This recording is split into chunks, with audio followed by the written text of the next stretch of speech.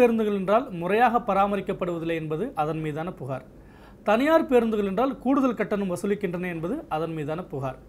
குறிப்பாக தீபாவளி, பொங்கல் போன்ற பண்டிகை நாட்களில் வழக்கத்தை காட்டிலும் 4 அல்லது 5 மடங்கு கூடுதல் கட்டணம் வைத்து பயணிகளிடம் வசூலிப்பதாக அதன் பேருந்து உரிமையாளர்கள் மீது பொதுமக்கள், அதாவது பயணிகள், குற்றச்சாட்டை முன்வைக்கின்றனர். சென்னையில் வசிக்கும் 90% பேர் தென் மாவட்டத்தைச் சேர்ந்தவர்களே.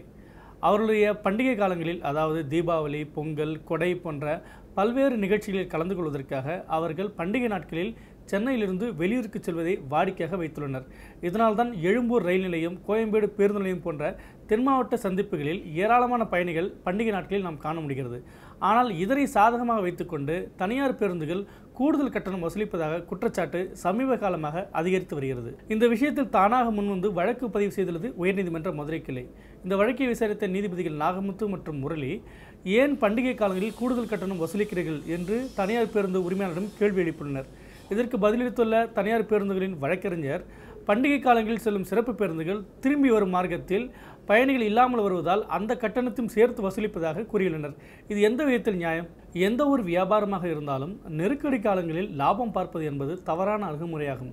குறிப்பாக பண்டிகை காலங்களில் அதிகப்படியான மக்கள் வெளியூர்களுக்கு செல்லும் நினைக்கும் நேரத்தில் அதனை பயன்படுத்திக் கொண்டு கூடுதல் கட்டணம் வசூலிப்பது தவறான வியாபாரமே ஆகும்.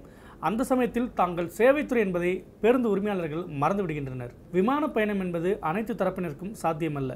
ரயிலில் பயணம் செய்வதென்றால் 2 மாதங்களுக்கு முன்பே முன்பதிவு செய்ய வேண்டிய சூழலும் ஏற்பட்டுள்ளது. எனவே பெரும்பாலான நடுத்தர மக்களின் பயண தேர்வாக இருப்பது பேருந்துகள் மட்டுமே.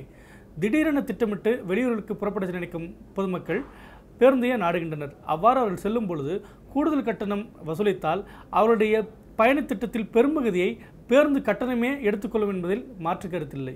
எந்த ஒரு வியாபாரமாக இருந்தாலும் நுகர்வோர்கள் அதிக அளவு பலன் அடைந்தால் அதுவே வெற்றிகரமான வியாபார அணுகுமுறை.